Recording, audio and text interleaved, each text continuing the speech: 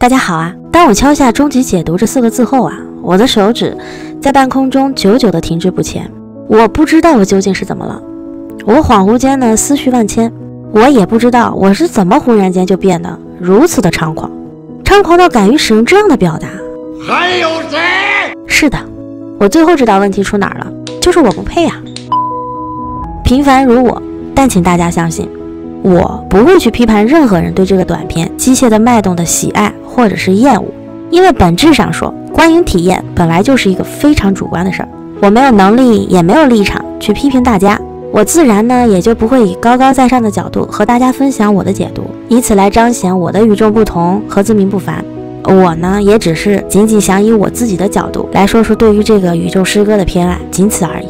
那么咱们言归正传，回到今天的主题。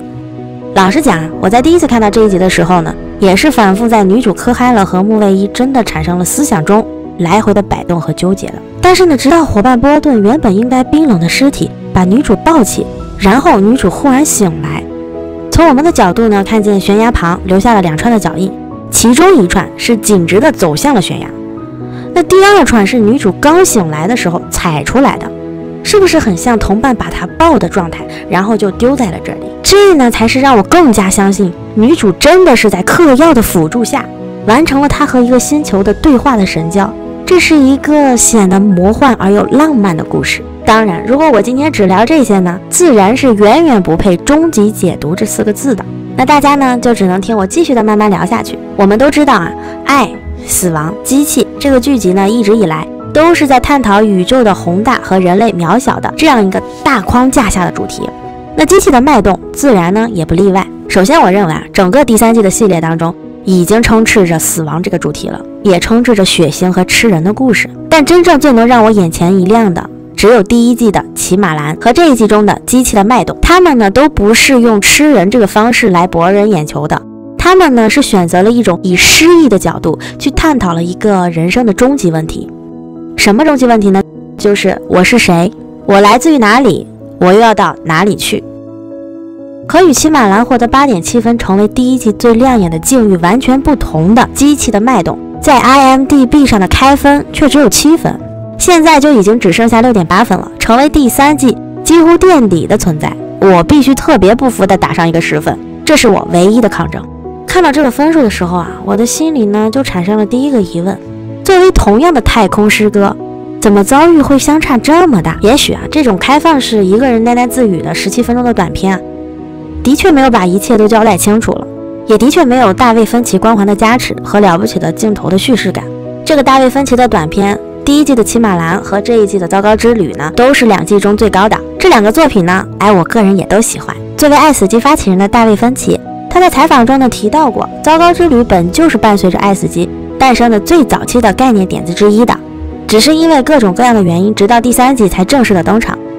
而参与了机械脉动的艺术家罗比特雷维诺呢，也在推特上表示自己也是早在2019年就已经在为这部短片忙碌了。所以可以看出啊，糟糕之旅和机器的脉动这2部短片呢，在时间上都属于打磨了挺久的了。所以我只能认为啊，机器的脉动这部片子应该是有更多有趣的东西是藏在了表面的冰山之下的。巧合的是呢，在2021年时，油管上呢曾经流行了一段动画视频，上千名3D 艺术家以人在不同的环境里负重前行为主题制作的画面的片段，其中最出色的100部啊，被拼接成了一部蒙太奇的 MV。在机器的脉动这部短片之中呢，其实出现了不少与这个意境相似的场面。那么接下来呢，咱们就细节的聊一下。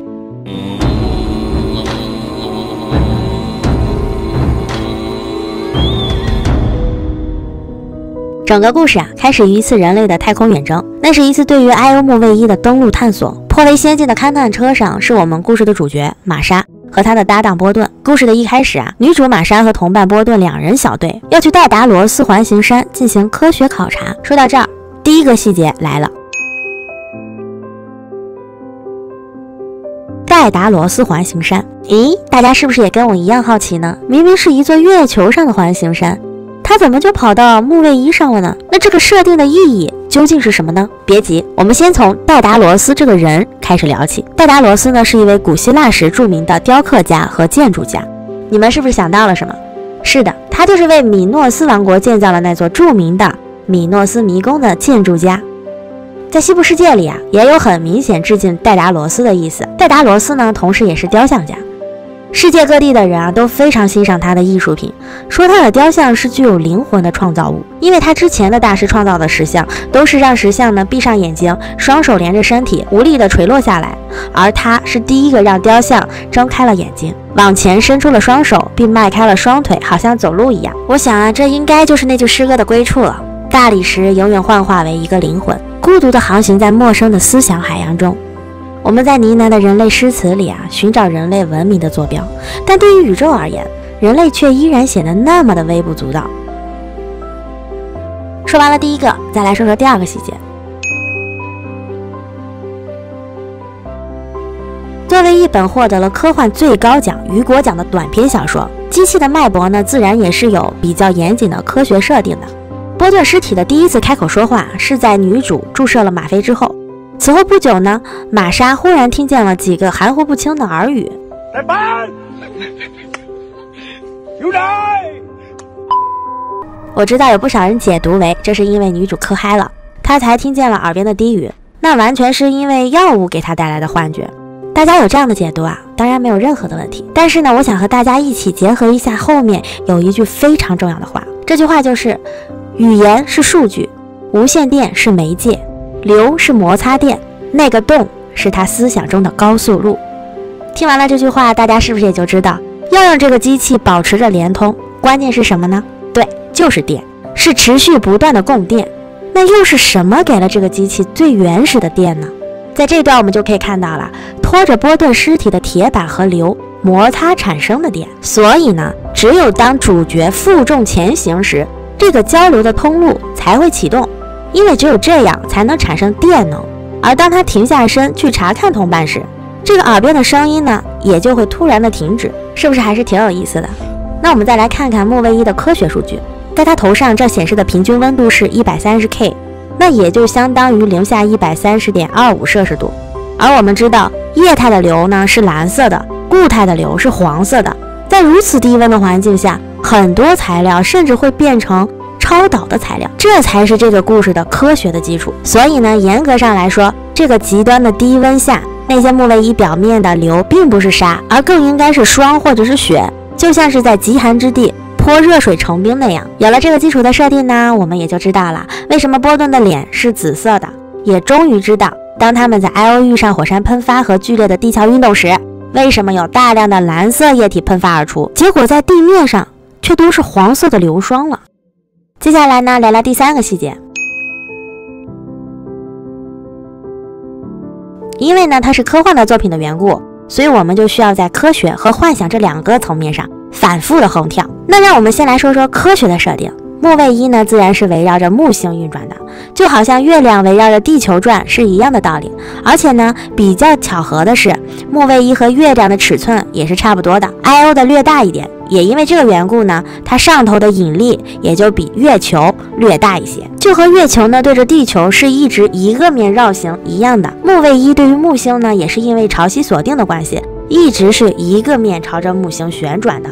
所以可以这样说，IO 就是木星的月亮。因为有了潮汐锁定的这层关系啊，这就使得那个巨大的木星之眼红斑就可以一直呢高高挂在女主的头顶上。当人类探索木星的卫星的时候，木星也仿佛在探索人类一样。看到这里，大家是不是跟我有同样的感觉？就是你凝望着深渊，深渊也在凝望着你的感觉。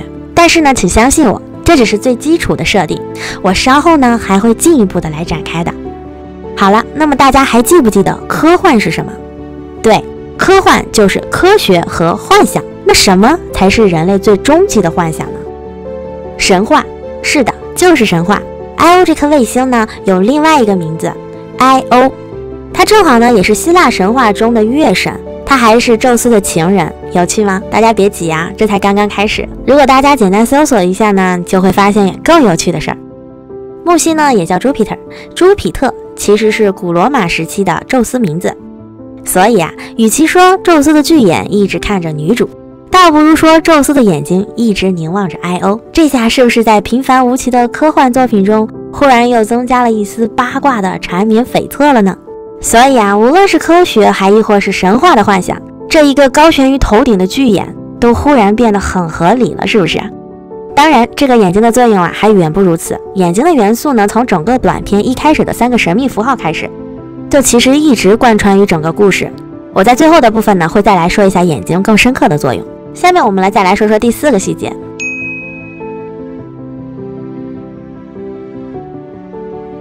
在英美呢，也常称最后1英里，它的原意呢，指的是完成长途跋涉的最后一段里程，引申为完成一件事情时的最终关键性的步骤。通常呢，还说这个步骤呢是充满了困难的。在通信业经常使用最后1公里来指代呢，从通讯服务提供商的机房交换机到用户电脑等终端设备之间的连接。其实在这个短的故事里我认为还探讨了一个比较深刻的问题，那就是人类到底有没有自由的意志。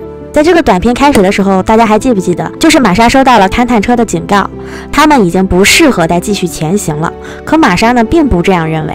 按照原著小说的解读，玛莎呢她是一个好胜心很强的人，是一个无时无刻都在寻求别人认同的人。对她而言，这最后的1公里非常的重要，她要向在轨道站的同伴们证明自己，因为她呢总是千年老三的关系呢，无论她是在跑步还是在工作或者是在生活当中，他处处呢都稍稍的逊色于他的同伴波顿。因此呢，玛莎就是更需要这最后1公里来证明他自己。其实他真正需要的就是认同，是一份别人对他的理解，又或者更准确的说是了解吧。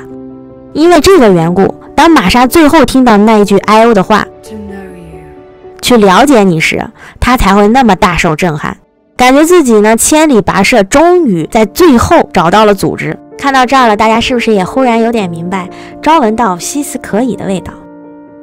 这呢才是有了玛莎最后卸下自己的防备，投身进入 I.O 的最后的决定。而作为他同伴的波顿在得知玛莎做出继续往前1公里这个决定的时候，也只是略微的皱眉，提出了他们俩其实已经跑出了勘探车的极限了。而最后在知道了温度忽然异常升高后，也解开了他的安全带，前去查看。无论是玛莎的最后1公里，亦或者是波顿的解开安全带，其实呢并没有任何人要求他们那么做。而最后一切的奇幻之旅，在我看来，起点其实就是玛莎的自由意志和波顿的自由意志的叠加，也就是缘起于我要再走最后1公里和我解开安全带看看，这个呢也就是后面所有冲突的源头。所以如果我们问到底是什么给了这颗星球 I.O 充电呢？我想不再仅仅只是玛莎扛着波顿的尸体的这个动作，而是玛莎要坚持要走完最后1公里的决定，也是波顿毫不犹豫地脱下安全带的这个决定。我在看短片的时候看到很多弹幕上的留言说，如果是他是不会冒险走这最后1公里的，也不会让同伴冒险脱下安全带，因为那不值得。其实你看，在未知的地方，我们却选择了上帝的视角，用已知呢去探索未知。而且他们的这些自由意志在我看来呢，才恰恰是这个旅程能够成为故事的关键。他们奇妙的光怪陆离的旅程，追本溯源是因为他们2个各自做出的决定，而这些决定和选择呢，使得后续的一切都成为了可能。如果呢用一句佛家的话说，就是缘起性空，一切都是偶然，同时一切又都是必然。几乎每个中国人都毫不费力地接受了这个说法，因为这种缠绕的思维方式早就注入了我们的灵魂。所以呢，我并不认为是玛莎害死了波顿，我也不认为是波顿害死了他自己。作为一个合格的宇航员，他们在登上火箭的那一刻，就已经把为了人类的世界继续拓展出去一小步作为了他们前行的最大动力。而生死我只能说，人类登陆这座整个太阳系火山活动最频繁的 I.O 前，他们其实就已经知道自己是九死一生了，所以呢，看淡了生死，才能甘愿冒险向前。这里呢，在我看来，既体现出了人类的渺小，但同时又体现出了人类的伟大。这个才是爱死机的利益所在。明知不可为而为之，他们这样的探险者显然都是儒家文化的受益者。经过最后的1公里，那他们最终建立起连接了吗？他们建立了连接，也完成了那真正的最后1公里。艾莎她的通讯器里不时传来各种低语般的询问。I.O 的核心是铁河流，这听上去像什么？ I.O 有自己的磁极磁场，这听上去像什么？ IO 有自己火山喷发出二氧化碳和氧气，这又像什么？一句句不绝于耳的低语叩问着女主的心灵，她几乎崩溃。但她转念一想，看着头顶巨大的木星之眼，能产生磁场又能排放废气，这听着不就是一台机器吗？想到这儿，女主最终放弃了肉眼，而打开了宇航服上的电磁波谱。IO 呢，也就终于展现出了一般肉眼所看不见的本来面目。同时，木卫一 IO 也真正意义上的第一次学会了属于他的词——机器。IO 呢，有些激动地说道：“是的，机器，我是机器。”这一刻起，IO 已经不是那个从波顿的尸体里捡人类语言的复读机了，而是可以真正用人类的语言交流的意识。他居然真正的学会了人类的语言，而玛莎也真正的学会了不用肉眼去体察那个更宏大的世界。讲完了第4个细节，我们再来说说第5个细节。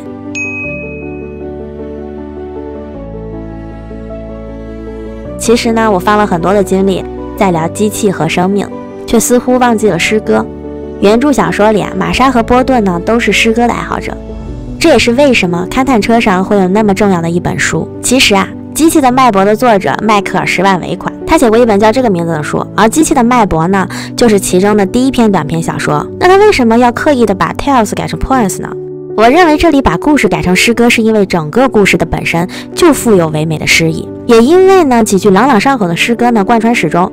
诗歌也是人类理性和感性认识的综合体。在女主玛莎脱险而前时呢，波顿的遗体就开始念诗了。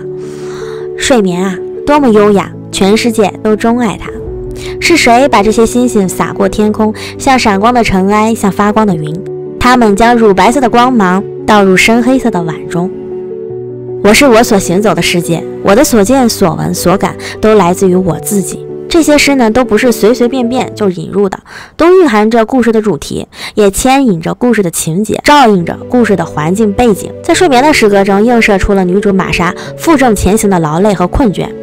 星星的诗歌和木卫一黄色广袤的天空相映成趣，而华莱士的诗歌正是描述了意识和物质、唯物和唯心的关系。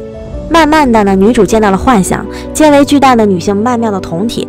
这一段是很有韦伦纽娃的巨物美学的。IO 和玛莎的交流就是来自于波顿大脑中健全的诗歌体，这也是玛莎和波顿拥有的共同的爱好、共同记忆的地方。这恐怕呢，也就是为什么玛莎会一直认为那些耳语会是自己的幻觉的真正的原因。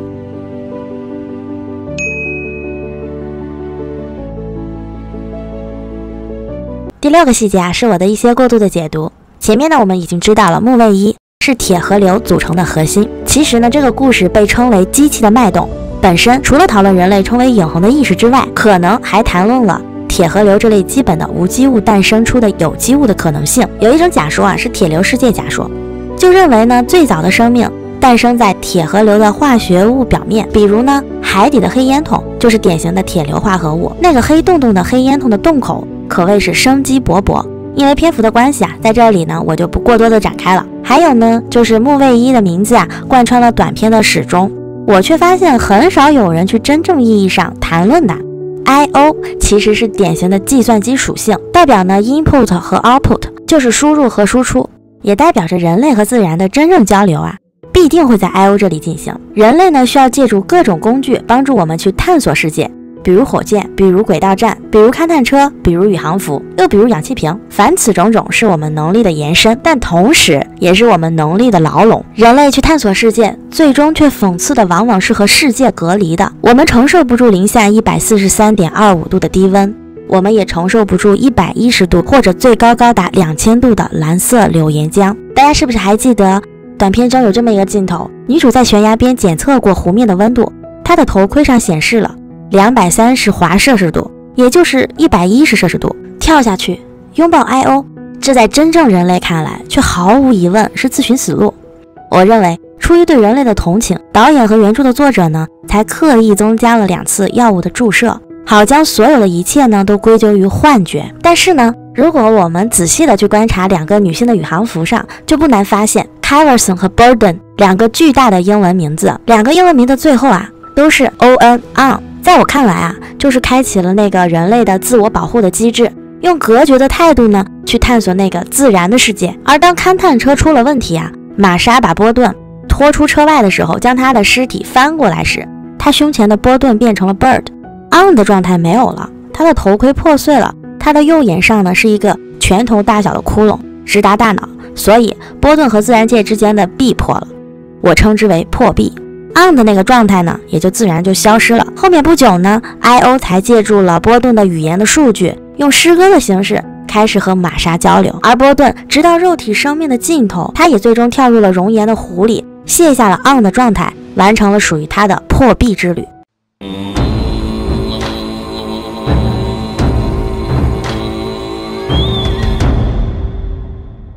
今天啊，如果我刻意的选择优雅，我会这样说这个故事。在某一个命中注定的瞬间，我成为了一颗星球的心脏。因为如果大家有空去看原著，大家就会发现很多类似这样的句子：跋涉前行，跋涉前行。是的，是的，是的，机器，是的，是机器，是机器，是机器，是的，是的，机器，是的。这些句子呢，也许有作者在水字数的嫌疑，但是呢，对于我而言，它们存在的本身就代表着一种高低起伏的秩序。那么说人话就是颤跳，属于生命的颤跳。好啦，我之前的解读都是玛莎抛弃了肉体，机械飞升这样的一个故事。如果我停在了这里，那只能说这是一个有趣的故事，但依然不值得呢我为它打出10分的满分，也不值得我用终极解读来自命不凡。其实啊，整个故事除了嗑药嗑嗨了，机械飞升了，恐怕呢还有第3个比较合理的解读。这第3种解读啊，完全是有别于前面2个的，我会当做片尾的彩蛋留到最后。原著小说中啊，玛莎回忆自己出生在一个贫困的家庭，如果她要是没有努力让自己变得优秀，最终成为一位宇航员的话，那么她注定将过上碌碌无为的生活。但事实上呢，她也没有那么优秀，无论是跑步比赛、学习还是工作，她总是会处在第3名这样一个有些尴尬的位置上。她必须拼命去追赶前面的强者，她呢时刻地提醒自己不能放弃，因为一旦她放弃了，她也就坠落下去了。所以原著中啊，玛莎是一个好胜心强，完全以目的导向，又比较自我为中心的一个人。同时呢，她又总是强烈的寻求别人的认同，寻求别人的目光追随。在这部短片里呢，就似有似无，以隐晦又富有想象意义的手法，暗示了她内心中的这种渴望。比如说啊，在短片的开头，玛莎就完全不顾波顿的劝阻，坚持继续探索那最后1公里。其实呢，就是为了证明他自己。原著中啊，他对别人认同的渴望，对别人目光关注的渴望，其实都在本片中被抽象成了在他头顶上高悬着又无时无刻不在的那颗木星之眼。短片呢多次从视觉上着重强调它，其实啊，就是为了营造一种他者凝望的目光。最后呢，因为这样的营造，使得短片里的玛莎和短片外的我们都有了一种玛莎生命最后的这场旅途是一直有人在见证的观感。而这种对于别人目光认同的渴望，本质上就是一种对了解的渴望。说到这儿，大家看看是不是点题了？我想啊，屏幕前的每一位也许或多或少都有类似的想法，要是他能了解我多么优秀就好了，要是他能了解我的初衷有多么美好就好了。但是这种了解又不能是完全的了解，每个人呢都必须给自己留下那最后的一丝的遮羞布，都往往担心别人彻底看透自己的内心。这一点呢，其实我自己是深有感触的。因为这样的矛盾心态的缘故啊，人们常常会做出一些行为去遮蔽真正的自己。其实人啊，就是那么复杂的一个生物。当然，也正因为这种复杂，我们才称之为人性。又比如说啊，片中的玛莎在氧气不足、路途崎岖遥远的情况下，依然坚持地拖着他的同伴的躯体赶路的这件事，在短片里的视觉上给我们的一种氧气无法脱离波顿的感觉。试想一下，7个小时要行走41公里的崎岖路程，简直就是一场马拉松。最起码波顿的宇航服是可以完全脱下来的，哪怕耽误一点时间把宇航服脱下来，肯定呢要比拖这个尸体赶路要来得更有效率吧。玛莎呢不可能不清楚这一点的。那他负重前行的这个行为，只能说明他从一开始就坚信自己能够逃出升天，而另一方面也隐隐表达了他不希望别人认为他是个抛弃队友的那种人。所以啊，到头来别人的目光成了他的动机，也成了他的牢笼。玛莎呢期待着当一切困难结束后，自己呢不仅能获得科学上的成就，也能够收获来自别人英雄般的赞誉。在原著中啊，这一系列复杂的心理活动正好也被玛莎自己剖析的非常的精准。他指责自己拖着同伴尸体的这个行为是想证明自己的无私，但如果我们仔细想想，就明白他这一个行为本身的出发点其实就是他的自私，因为那是用来掩盖他虚伪和功利内心的一种手段。所以呢，玛莎期待的了解，或者说世人期待的了解，其实是每个人都希望别人了解自己，想让人了解的那部分，而又隐藏起自己不想别人了解的那部分罢了。这种复杂的心态反复的折磨着玛莎，其实呢也折磨着我们所有人。所以这也就是为什么 To Know You 才是本片题眼所在。这不是一个简简单单的我思故我在的哲学问题，而是在我们清醒的认知下，还有着一个巨大的集体无意识的问题。就像我一开始说的，冰山只是露出了小小的一角。人类的语言有时候想要达到终极的了解，实在是太难了。人了解外在的世界时，人自己的意识、感觉、心态都隔着我们的肉体，我们的肉体呢，再借由语言表达出来，这本身就是一种折损。即便我们穷尽一生去钻研语言，依然会发现语言的不足。我们很多的知识的确是因为语言习得的，但是我们依旧有很多的知识是忽然之间顿悟的。同时呢，人们又会想尽办法用谎言和假象去隐藏那个真正的自己，以至于人们自己都常常无法准确地了解自己。也许这就是为什么哲学家韦特根斯坦让我们就算我们知道，也最好闭嘴保持沉默的根本原因，因为很多事是先于语言的。这也许就是为什么 IO 提出放弃肉体保留意识的美好之处了。大家不妨仔细想想，让人类能够脱离肉体的束缚，成为人的意识本身，所有的想法、心态、感觉、记忆都是可以借由数据的交融和生物的光电信号来完成最后1公里，去分享，去共情。这种情况下，人们的意识对于自己和他人都处在一个公平、公开、透明的状态，没有证明自己而不能的苦衷，也没有害怕被窥探真相的羞耻。这可以说是一种终极的了解。在原著中玛莎也提问过 IO， 它的功能到底是什么？ IO 的回答是 To know you， 了解你。其实 IO 呢，并不是说他自己去爱你、了解你，而是 IO 帮助你自己去了解你，并在最后使得你自己和自己达成和解，爱你自己。综合以上，再结合原著的小说，其实还有一个不那么浪漫的隐藏结局。IO 的灵性并不是真实的客观存在的，而是玛莎基于他这样的一个科学工作者的常识，用自己的潜意识创造并合理化了 IO 的存在。通过和这个自己大脑中拟造出来的他来进行交流，玛莎在孤独的死去之前，终于完成了和他自己的和解。那句叫他清醒的 Wake up，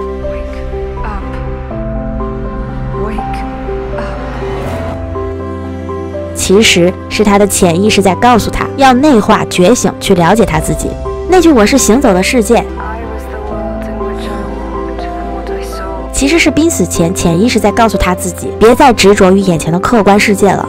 那些模糊的关于 IO 就是机器的解释，完全是玛莎基于他的科学原理，自己说服了自己 IO 是带着灵性的结果。所以与其说 IO 灵性存在，倒不如说玛莎需要 IO 的灵性存在。在片尾，玛莎的肉体的幻灭， IO 心上脉冲般的波动，还有最后那声机械化的呼叫，也许都是他临死前疯狂的想象。